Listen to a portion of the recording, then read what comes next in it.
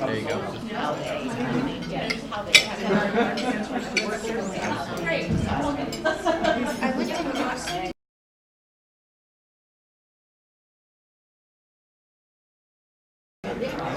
The live view keeps timing it up. The live view keeps timing it up.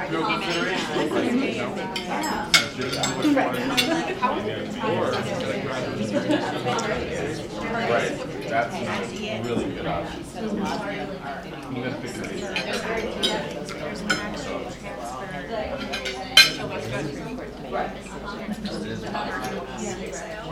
The deal with military not trying to all. You're either the scientist goes along for the ride, or you're the hotshot pilot with over 10,000 hours. You gotta fly the figure that out. That's the plan. How's your business? Where did you go to school? I'm a sophomore running skating. Not colored line. Which I'm super lucky for because both my parents were black. Yeah. Talking about someone after I haven't had really good college experience, but when I did go through, I'm concerned that I can't remember what it is.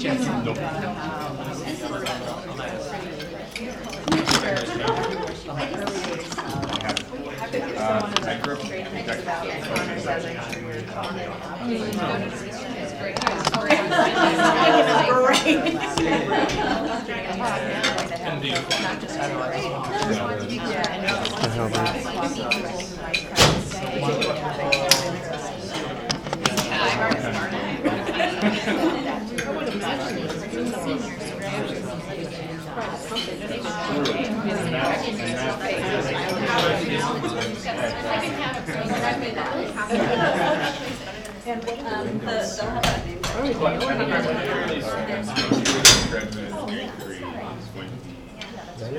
Positive mark on either.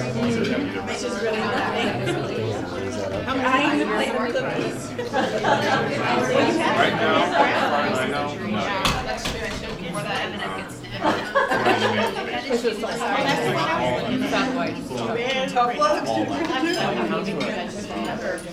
And I have no idea what the regulatory first is. Trying to run people. So, it'll be. Yeah, I bet. And it doesn't change over time. Yeah. Especially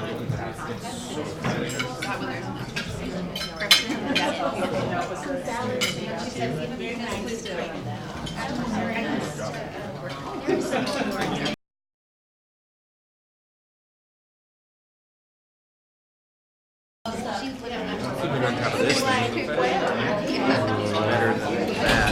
So, the only other thing I think would be coil this thing up.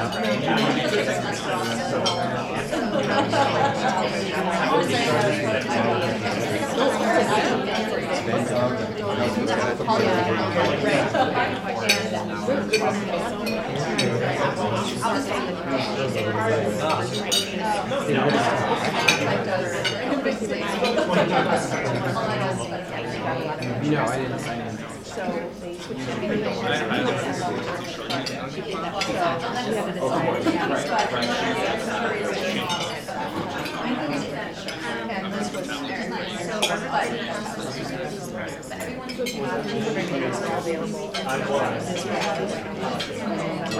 Our students are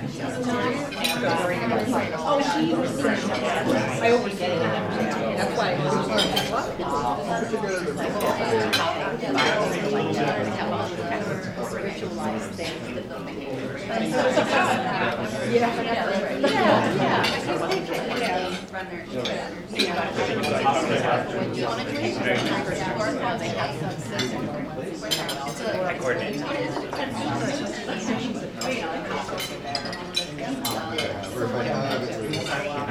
just like left you and tried to have a meeting. Next week.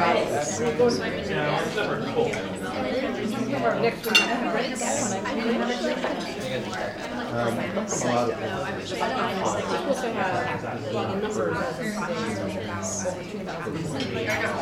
Okay. What, like, And you can go on.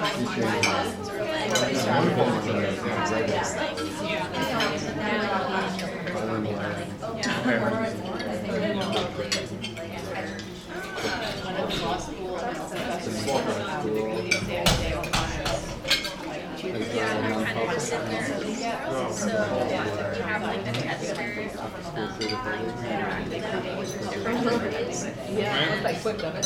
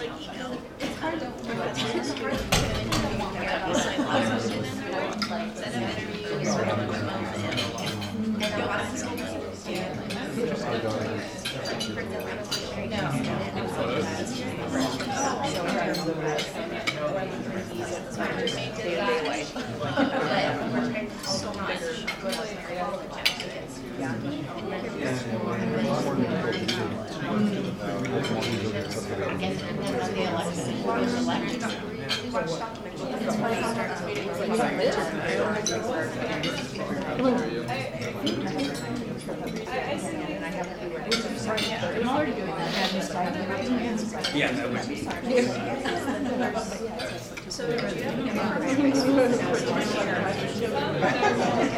Okay, first of all, you didn't say that. But it should have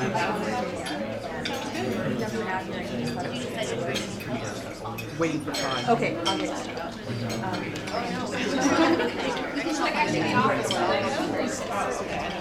And it's funny, on that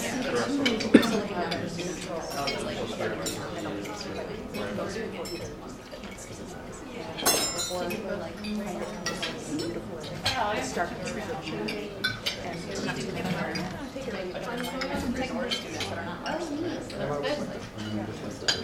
Yeah. Yeah, right. Yeah. Well, when we go back to our we go through it. It'll take a long time to oppress them all. So, all right, so I'm very, very quiet. It's fun. So I can get on that. Yeah, nobody ever asked me to sign it for the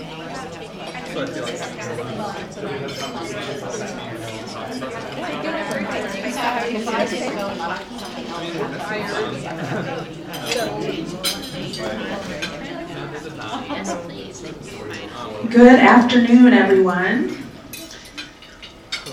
Thank you. This is the part where you talk back to me in a nice way.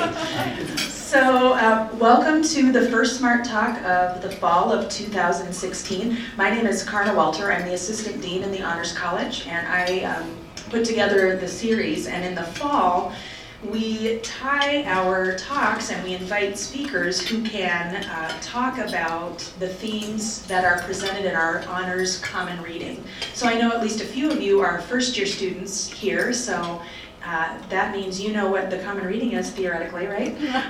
The book is Citizen by Claudia Rankin, and we're really excited. I'll introduce our speaker in just a moment, and he will have a lot to say that will tie into the themes of the book.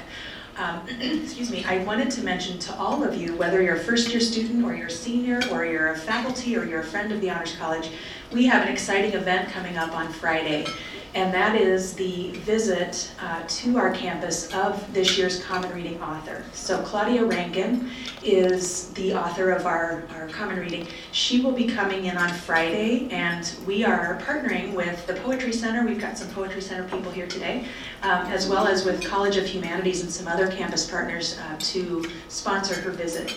And I would invite you to come at 5:30 on Friday to hear Claudia Rankin talk about her book and some of the themes presented.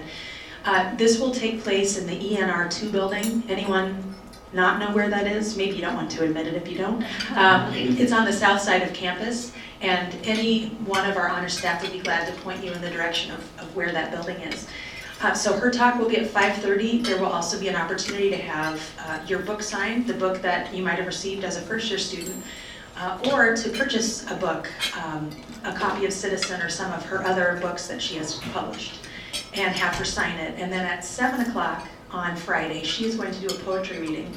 And she's a highly decorated poet, well-regarded, well-recognized. I think it will be well worth your time to be there, to hear from her and to meet her.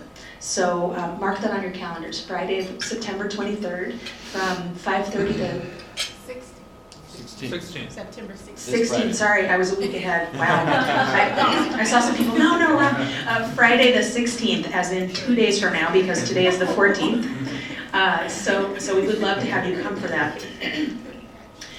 Before I introduce our speaker, excuse me, I wanted to also welcome those of you who aren't here in person, but who might be watching remotely.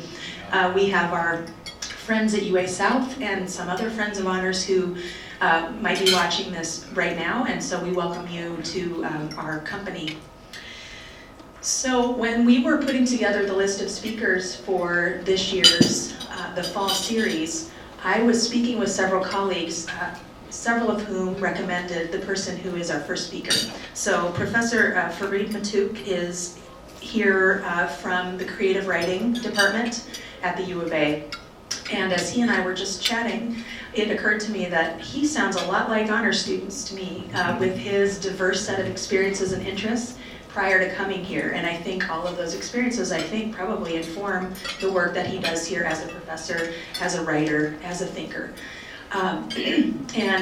He has been at the University of Arizona for 4 years and is published in numerous places. And he also, I believe, has had an interaction with Claudia Rankin that informs what he has to say here today too. So I would ask all of you to join me in welcoming Professor Matuk to the stage.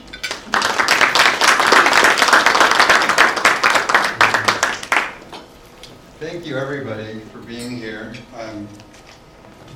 I've been lucky to meet Claudia just through the poetry world just since 2006 we've met on and off. And I would encourage anyone who's interested to pick up her book just prior to Citizen, Don't Let Me Be Lonely, which is equally powerful and deep and engaging.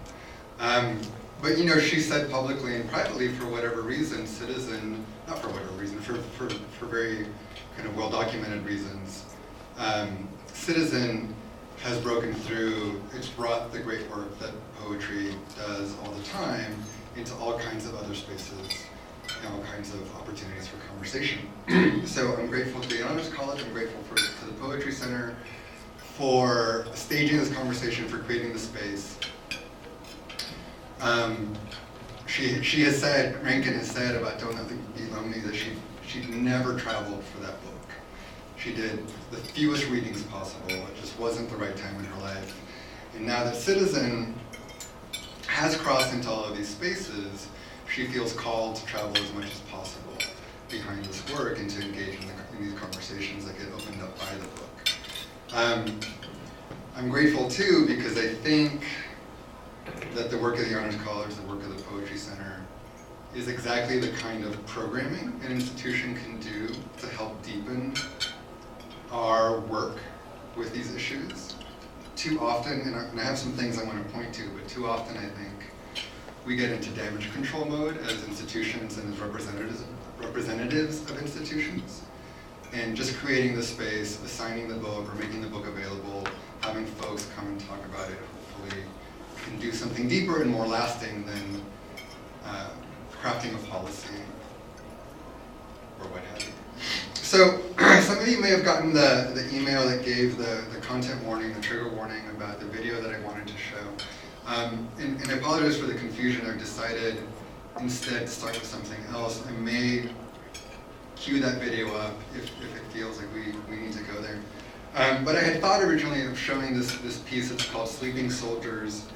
It's a video installation that a war photographer and videographer put together with footage that he shot in Afghanistan to kind of raise the issue of what are the stakes of citizenship, to take very seriously what it means to work in a public university when we're talking about citizenship and when we're talking about what an education can do to feed into that status, right? What does it mean to have certain rights and privileges and responsibilities vis-a-vis your state?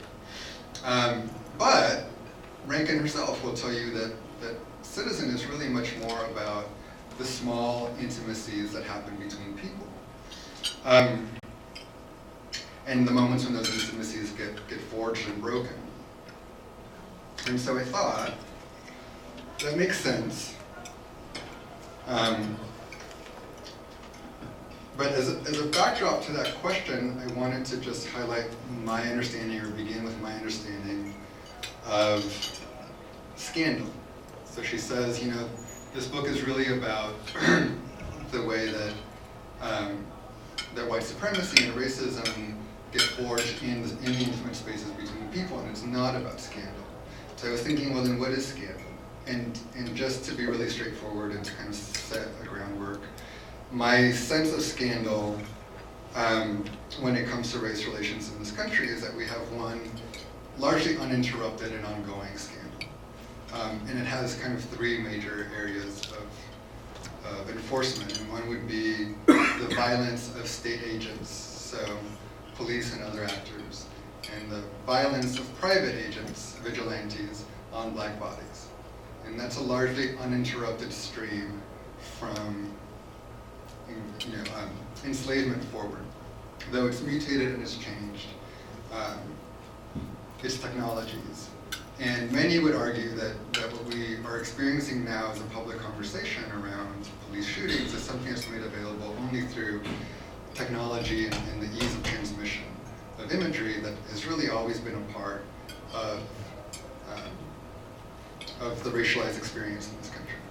The second would be the ongoing scandal of policing and incarcerating black communities, which hasn't really changed. And so this is documented in great detail by scholars like Michelle Alexander in the book The New Jim Crow, where she makes the point that white communities deal in illegal drugs at the same rates, actually sell illegal drugs at the same rates that black communities do. But the enforcement and the policing is incredibly different. And the ongoing disenfranchisement of black communities from the civic process. So I would encourage us, or I think of the great successes of the civil rights movements of the last few decades as anomalies in what are otherwise ongoing scandals. And anomalies that are constantly under threat, right? That the no gain in terms of civil rights is really kind of the default. To illustrate this point, when I used to teach high school, and the question is maybe more germane to us in this room, I would ask my students, I would say, I know you're all great. Whether you use drugs or you don't use drugs, I know you're all great people. I work with you every day. I have the privilege of sharing a classroom with you. I have the privilege of thinking with you. For those of you who do use drugs, and this was an incredibly privileged high school in Dallas, Texas, private school, where Dallas Cowboys sent their children and members of the Eagles send their children, the rock band Eagles. And I would ask them, the last time you bought marijuana, did you leave the Range Rover in the garage and rent a Chevy Aveo and drive across town to a different neighborhood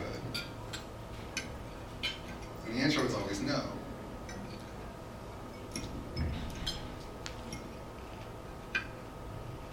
Do we want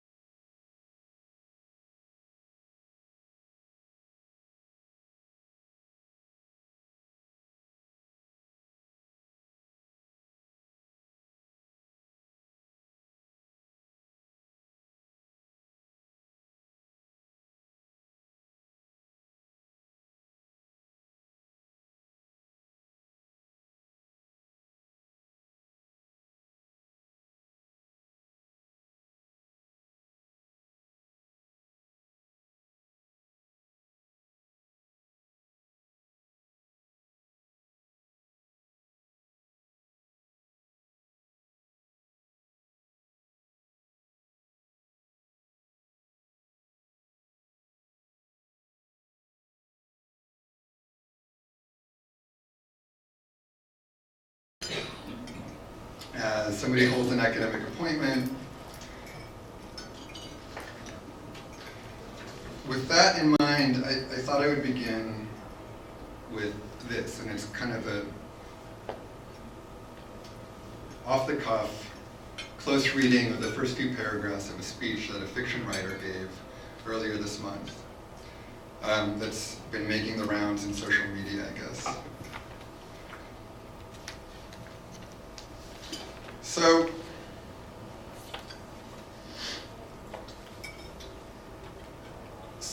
I guess this is the thing. I want to start with this as opposed to images of soldiers and the question of citizenship, or even with Rankin's book specifically, because the default of what we're supposedly doing at the institution, the default of what we're supposedly doing in this room, the assumption is that we're engaged in reasoned debate, and that the institution, the university, is a particular kind of home that provides the perfect context for reasoned debate. That we're here to challenge one another's ideas and to sharpen one another's thinking, and that we're in effect in some kind of collaborative production of truth through debate, right? And that's kind of like the basic contract of what we're supposed to be doing here. And I want to shine a light on what it means to try to do that work in my field as a person of color.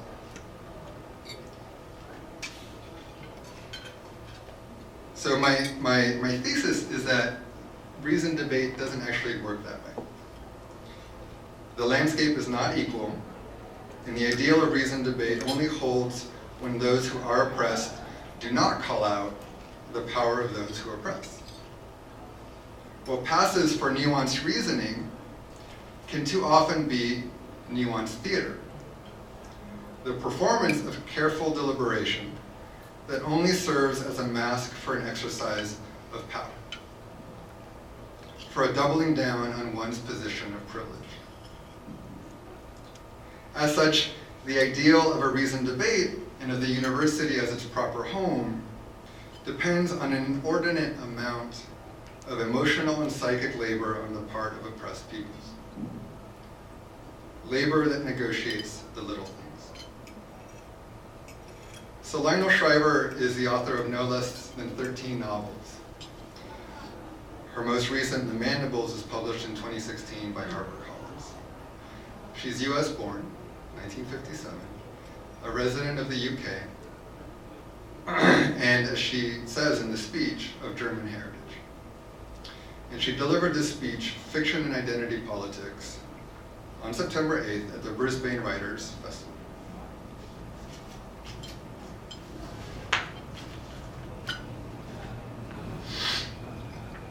I'm only going to run through the first few paragraphs and then we can move on to other stuff.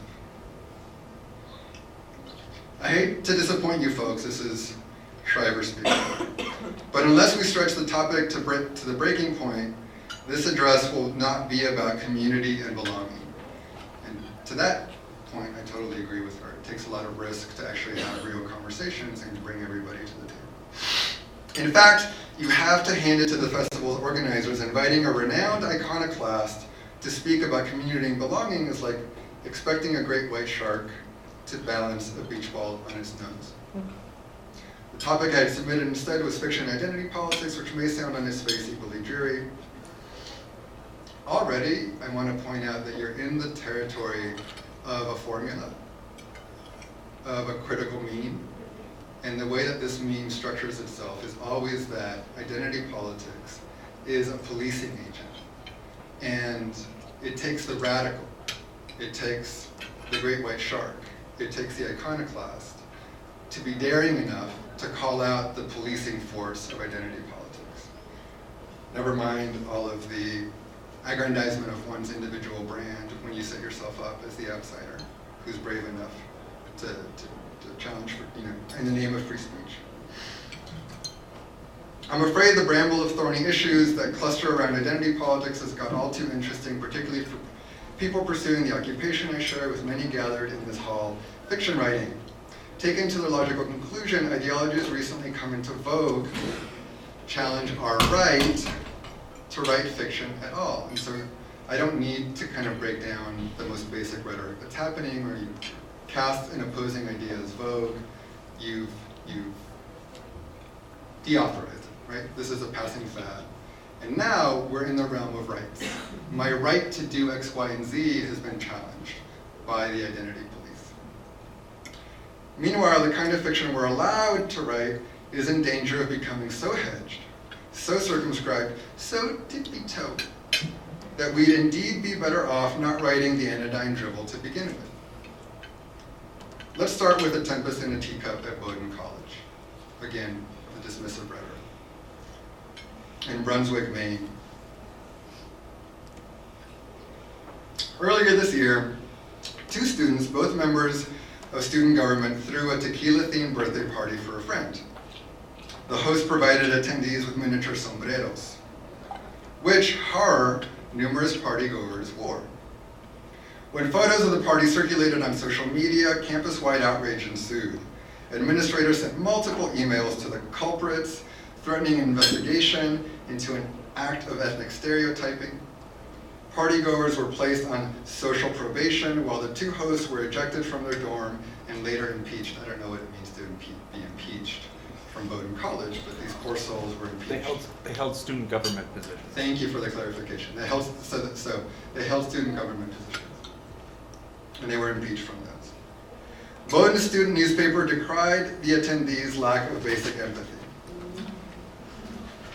Student government issued a statement of solidarity with all students who were injured and affected by the incident, and demanded that administrators create a safe space for those students who have been or feel specifically targeted. The tequila party, the statement specified, was just the sort of occasion that creates an environment where students of color, particularly Latino, and especially Mexican, feel unsafe. In sum, the party favor hats constituted, wait for it, cultural appropriation. So this now becomes the focus of the speech. In other words, because you can, I assume you can leap to the full argument in your own heads, because I traffic in the genre of fiction, and the genre of fiction asks me to imagine boldly and broadly across experiences, I have a right to imagine boldly and broadly across different cultures and to represent experiences across different cultures. And anytime you talk about cultural appropriation, you're hemming in my right to do that. But there's already been a slippage. What the author originally named stereotyping has now become cultural appropriation. And I think that's an important distinction to think through. And I'll explain why hopefully here in a second. Curiously, across my country, Mexican restaurants, so she's now in the UK, often owned and run by Mexicans, are festooned with sombreros. If perhaps not for long. At the UK's University of East Anglia, the student union has banned a Mexican restaurant from giving out sombreros, deemed once more an act of cultural appropriation that was also racist. Now, thank you for bearing with me. This is getting to the point where I'd like to offer a different take. Now, I'm a little at a loss to explain what's so insulting about a sombrero. So what should she do? Tell you why it's not insulting? That's what she's gonna do. But there's an opportunity there to actually slow down and consider that perhaps I might have something to learn about the way I'm thinking through these issues. That's a case study, an enactment of privilege. I don't need to slow down and be in dialogue with people that would think about this differently. I'm at a loss to explain what's so insulting about a sombrero, a practical piece of headgear for a hot climate that keeps out the sun with a wide brim. My parents went to Mexico when I was small and brought a sombrero back from their travels, the better for my brothers and I to unashamedly appropriate the souvenir to play dress up. For my part, as a German American on both sides, I'm more than happy for anyone who doesn't share my genetic pedigree to don a Tyrolean hat, pull on some lederhosen, the Hausbrauhaus song. Well, how magnanimous. What I want to suggest is that there's no equivalency there. Both types of hats are remnants of a folk tradition. Both come from a kind of a rural way of life that is also displaced through time. I'd like to suggest the similarities end there.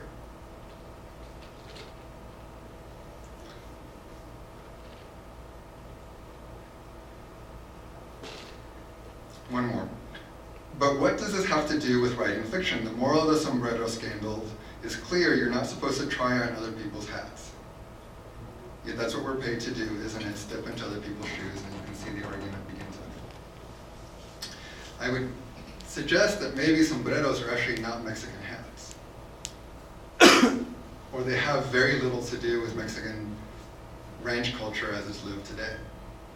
And that earlier category of ethnic stereotyping versus cultural appropriation is really applicable here because the sombrero does have a stereotyped history, right? It's a campesino's hat.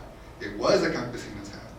It's depicted in countless plaster statues that you can buy throughout the Southwest and sold in northern cities in Mexico where they cater to U.S. tourists.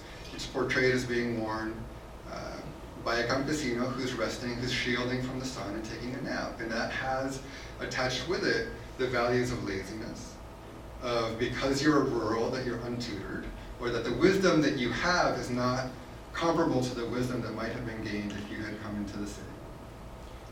So there are negative stereotypes that accrue with the hat. Do they matter? I would say yes, because what's being obscured by Schreiber's argument is the relative position of power that the two groups occupy. So German Americans were not lynched throughout California's 19th century and through its early 20th century. You can read about the lynching that happened to white folks, some, but mostly to Latinos, some to Chinese Americans in Ken Gonzalez Day's book, Lynching in the West. At the university where Schreiber teaches, or at Bowdoin College, I would ask, are the Mayan codices being taught next to Kant, Nietzsche, and Heidegger, three German philosophers, in a philosophy class? If they're being taught at all, I'm guessing that we're going to engage them in an ethnic studies course. So not only is there a differing history of violence across these two groups experienced in the US, but their cultures occupy a different spaces of power, even in the small academic realm where we're having this conversation and that Schreiber contributes to as well. I used to ask my students in Dallas, so let's say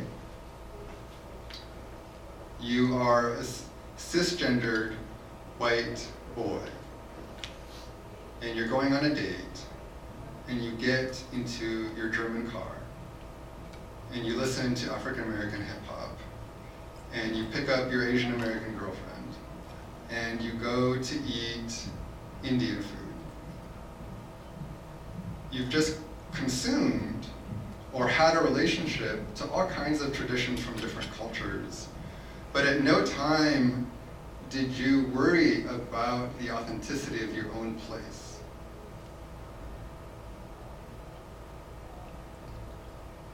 Your sense of self was not threatened by coming into close relation, your place in the world, your tradition, was not threatened by coming into close relation with others.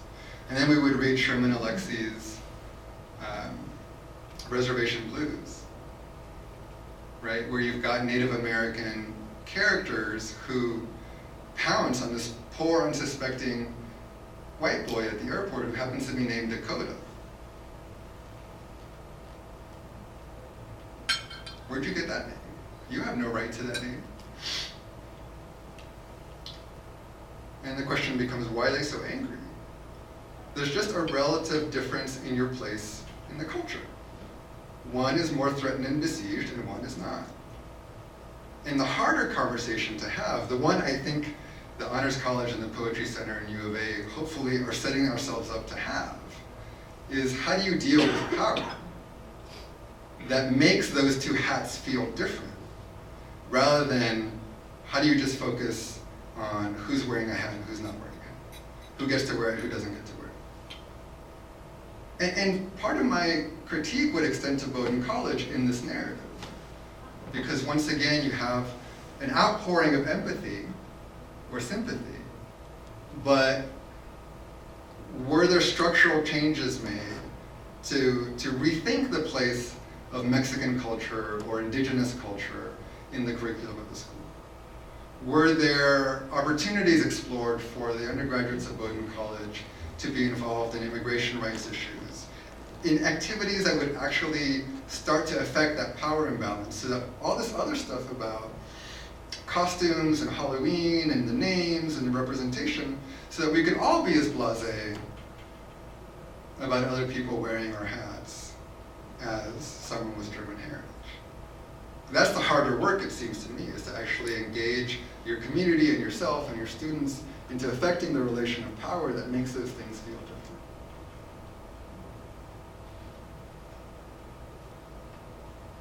But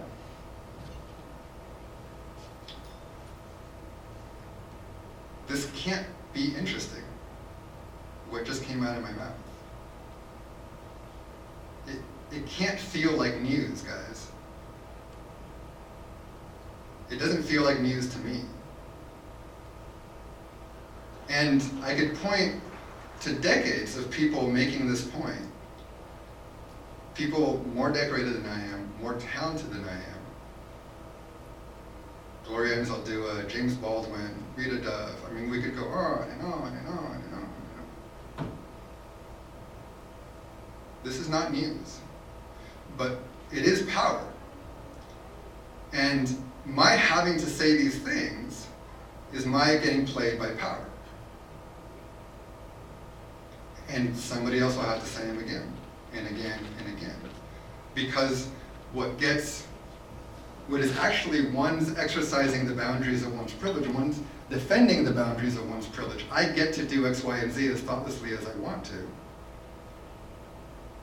Will never come out that boldly. It always comes out as, well, here's a very thoughtful debate, and let's reason through this, and let me be the voice of reason. Now that leaves me somewhat pessimistic, because we could go back and forth and call each other lost behind our own ideologies, right? What you think is reasoned debate is just your enforcement of power. The other person says the same thing back. I don't know a way out of that. But I think Rankin Citizen tries to elbow some space into that dynamic.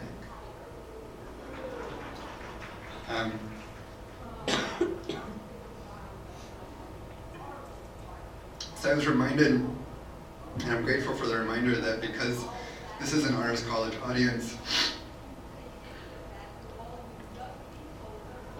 we have folks from all kinds of disciplines and interests and backgrounds. And so in my anxiety to over-prepare for today, I in effect have 2 presentations. And the time is almost up any which way. One is kind of much more broad social justice.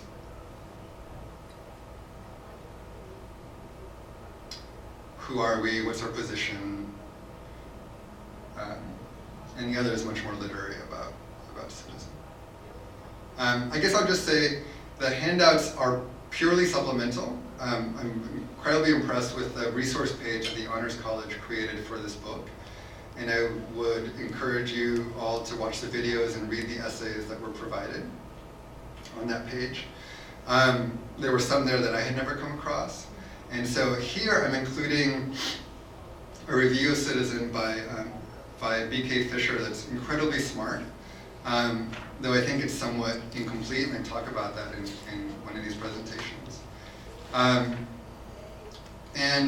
the other is an essay by Eula Biss, and it's a really powerful essay, and it speaks directly to what it means, to what it might mean to be an undergraduate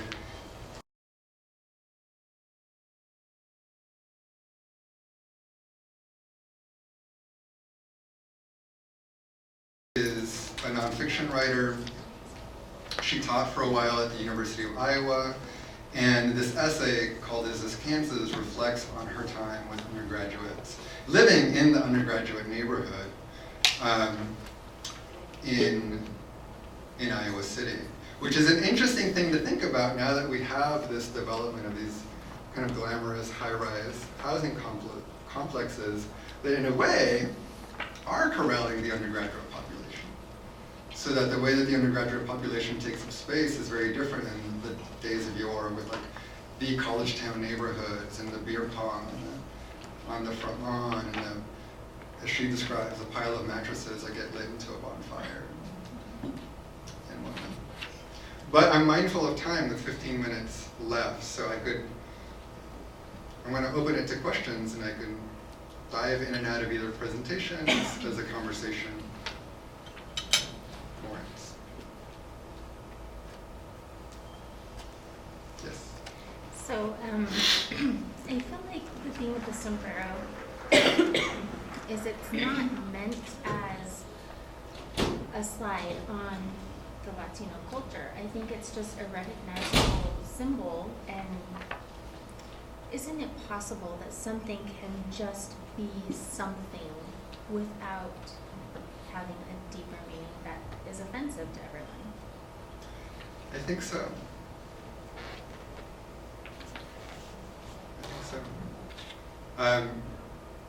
And I think that's what I'm suggesting, is that it is possible. It's like Raquel is here. She's in my graduate class and we were reading a poem yesterday. How'd I go?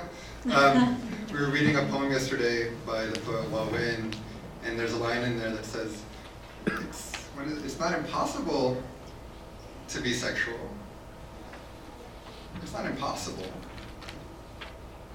And we were theorizing, we were trying to read through the poem, and we were imagining, given the poem's title, does this reference the assumption that Asian women are over-sexualized and available? So we were reading through the poem and thinking, the phrase points to exactly your question. Surely it's possible, but for some of us to get there, it takes some heavier lifting than for others.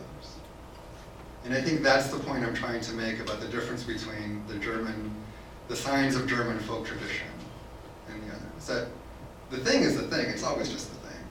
But how do we inhabit positions of relative difference in terms of power? And that question alone can be a high hurdle when we're trying to think through these issues. And I'm fascinated by how institutions respond to these questions, because we have the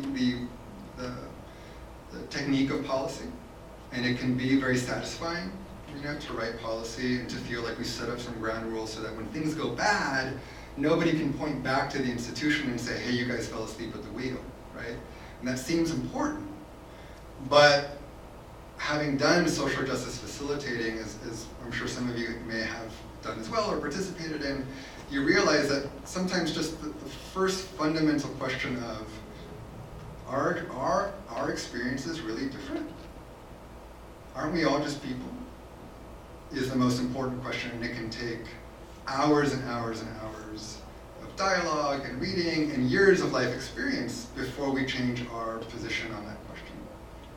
And that's the harder work that I would like to see somehow woven into all aspects of what a university does. Easier said than done.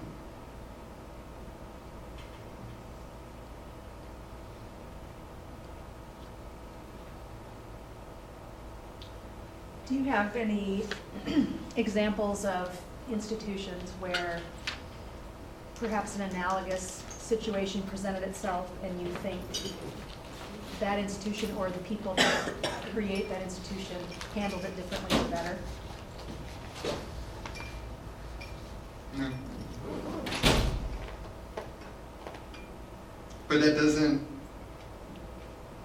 dissuade me from my belief that those deeper engagements would be consequential, and would be more consequential than the statements of support and empathy and policy. I just think the fact that I can't point to any, first of all, might just point to my own ignorance. How would I know what's going on across the country in every case? But secondly, I think it points to how incredibly challenging it is to do that work.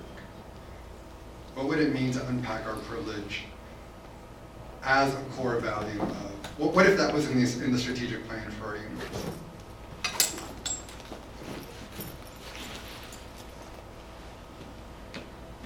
So along those same lines, it seems like a lot of the book Citizen talks about these, interactions that people have,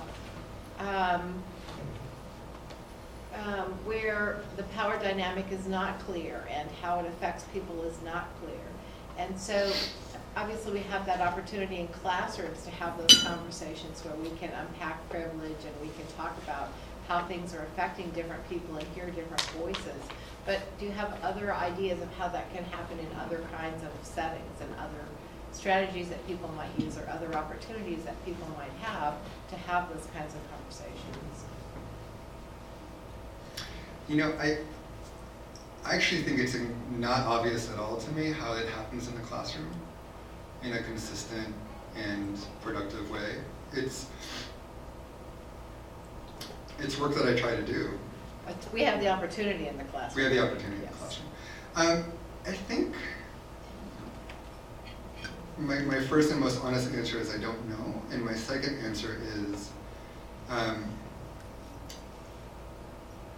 if we take seriously my thesis that constantly pointing out these blind spots puts an inordinate amount of burden on some folks rather than others to keep the status quo kind of afloat, then I think, for example, in my case, I think it's my responsibility, my job as an artist and as a person in the world to read as much as I can about really challenging and radical feminist critiques than asking folks to help me get there. So one thing that we're incredibly blessed by at this moment in 2016 is that you've got all kinds of really interesting thinkers who are not necessarily based in institutions, but who have been trained by them, who have public platforms. And so one place that I always point to is the blog Black Girl Dangerous. That's actually a small collective of women of color who are taking up current issues and writing. And I don't always agree with what they say, and they don't always agree with one another, but it's a place to go so that I don't write an essay that says, I'm at a loss to explain how stringing up an effigy of Hillary Clinton in a bra with a noose around her neck would be insulting to women, which happened recently. I'm at a loss. I just don't understand why that would be hard as a woman. But I guess what I'm saying is that it's my job to figure it out. And we have more resources today than we ever have had at our fingertips. Yeah. So maybe to piggyback on that, this is, I think, ramping up towards a pedagogy question, but maybe also like for folks who self-identify as students also. I mean, I think that when we ask some questions about being at a loss to understand why a sombrero might raise a flag or the effigy might raise a flag, we're really talking about a failure of imagination in some ways, and the unimaginability of each other's experiences is one thing that you touched on. But I think, and like, I think that directly correlates to what you were saying about read Ansel Dua, read Dove, read Baldwin. Is there a way as an instructor and as a learner to kind of approach this imaginability question when we're often roped in by a 3-credit class or by a syllabus that goes week by week and then it ends and you really only spend 3 hours with a student or with an instructor or with your classmates? Like, how do you do this more abstract thing about imagination in maybe the modern university or on a syllabus or with the constraints of that space? A couple of things come to mind. One is, again, priorities and resources. So when I was an undergraduate at UC Irvine, I signed up not really knowing what I was getting into to be part. And it was incredibly exciting because it was my first time with people, a large number of people who were not only African American and Latino and Asian Pacific Islander, but who were also multi-ethnic, which is my experience. So it was really empowering. Along with that experience, there were dedicated staff people who came and did workshops with us once a month. That is something that could be standardized across an entire university housing system, where it was really, the multicultural aspect could be something that every dorm could be working toward, with the support of trained staff people. The second thing that comes to mind about a classroom is that, I don't have an answer, but it is an ongoing question in my pedagogy. And as Raquel might be able to testify, who's in this graduate class, I don't know how to do it or how to do it right. What I mean by that is, I have a content area, and I have diversified my syllabus, not because I was forced to, but because I'm really excited about the 2 main writers who happen to be writers of color that are there. And the question then becomes, what happens after you diversify the syllabus? How do you provide readings and frameworks, and how do you create a culture in the room of trust so that we can actually say, I'm actually at a loss, but could somebody help me? And maybe this is a space where we can honor one another's ignorances that way and support one another. But that even is tricky, because if it's true that this kind of labor is an almost daily labor, you never know when you turn to someone and ask for help if you're the 27th person that day who stomped on their way of being in the world or whatever. And so you also have to have some resilience. And that's where that essay, White Fragility, becomes really important. You have to have some resilience and understand that you can have the question, you can do the work on your own, people will show up to help you, but you're not going to get a kind of rosy welcome every time. And in fact, one Professor Wilkinson, who had to leave early, who was here, was just telling me about one response to the speech by a Caribbean writer, Marlon James, who said in response to the speech, what you're experiencing isn't censorship, it's called critique. And what has happened is that there are enough writers of color who now have access so that when you make work, you have to deal with that critical conversation. It's not that you can't write a character who wears a sombrero. How did you write it, right? How did you flesh out that storyline? How did you flesh out that experience? And if you did it in a way that duplicates white supremacy, you're going to get called on it. It's called critique. You can still do it. And what's amazing is that when we're in a position of power, vis-a-vis one identity, any hemming round of that exercise of power is considered an affront because you've never had to deal with it. I didn't mean that. And that's I think might be part of a key aspect of your question that I didn't speak to earlier, and it's a really important one to take seriously. So few people in this country walk around with oppressive intent. They are a radical minority, I think.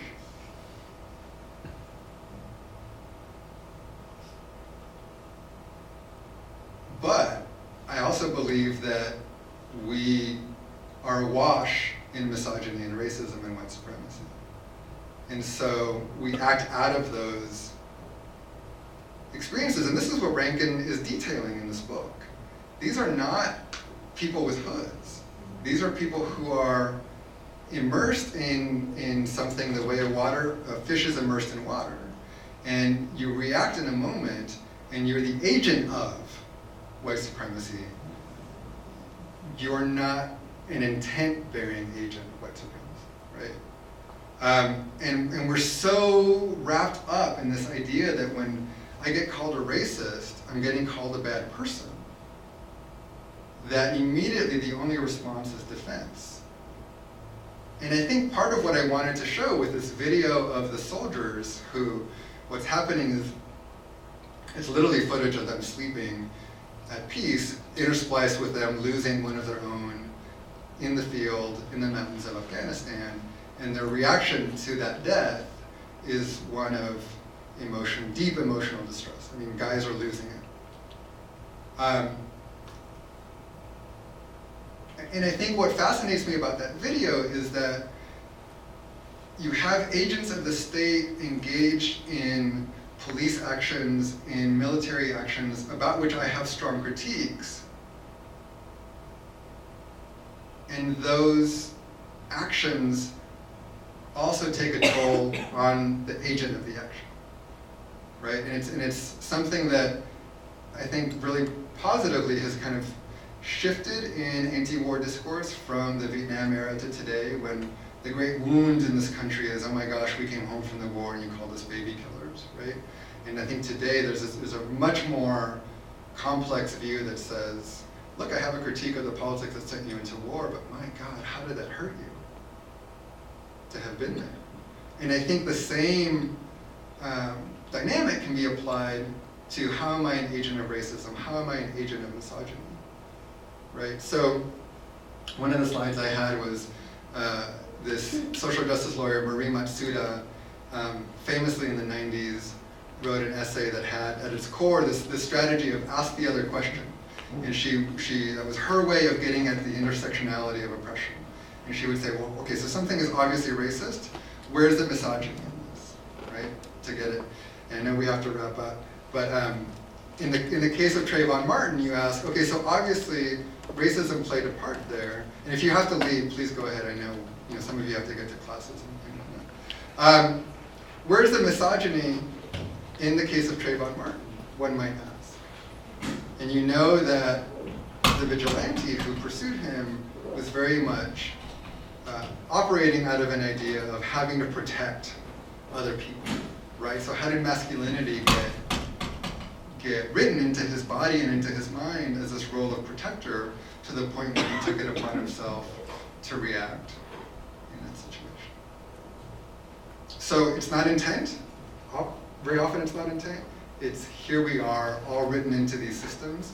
How do we work our way out? Thank you. Yeah, I can stick around. So if Carnel, you we have, have one more from UA South, actually. oh, question from you, yeah, what is it? Question from UA South is, which you might have actually touched on here, it says, why do you think in terms of art, white men get the benefit of doubt? For example, should a white male artist paint a flower? It's just a flower, but if a black artist paints a flower, it's about slavery. So the question is why, with the example, if somebody in a normative position, a white male, paints a flower, it gets to just be a flower, but if somebody of color paints a flower, it's about slavery. I think because of this dynamic where it's constantly the person receiving the oppression to do the work of announcing that they're receiving and critiquing it. And so we're then conditioned to assume that the only thing that people of color or queer people or what have you are interested in is in that stuff. And that's partly what I wanted to get to in the reading of Citizen, is that, or in the reading of the speech too, is that there's a lot of folks who would rather be writing and making art about a whole slew of things. And so to constantly be put in the position of having to call it out and call it out and call it out, it's a double-edged sword, because if you're with an audience or an institution that wants to reward or needs a token, calling it out can become a kind of professional brand, and you get hired to do that over and over again on the news shows or what have you. But the other side of that is that, gosh, there's more interesting things sometimes to be thinking about. Or, I wouldn't say it that way. I guess what I really want to say more accurately is, folks have the right to be interested in a whole range of experiences and ways of looking at the world. And I think the answer to the question is just that we're in this habit of, okay, well, let's look to the person of color to tell me why that was bad. Or let's look to the person of who's differently sexed to tell me why that was bad. So you have a few minutes. Mr. Matuk, before you go, please go ahead and do that. And thank you for a provocative conversation, and I would be interested in chatting with you afterwards to see what you all think. So thank you very much for keeping us on. Thank you all.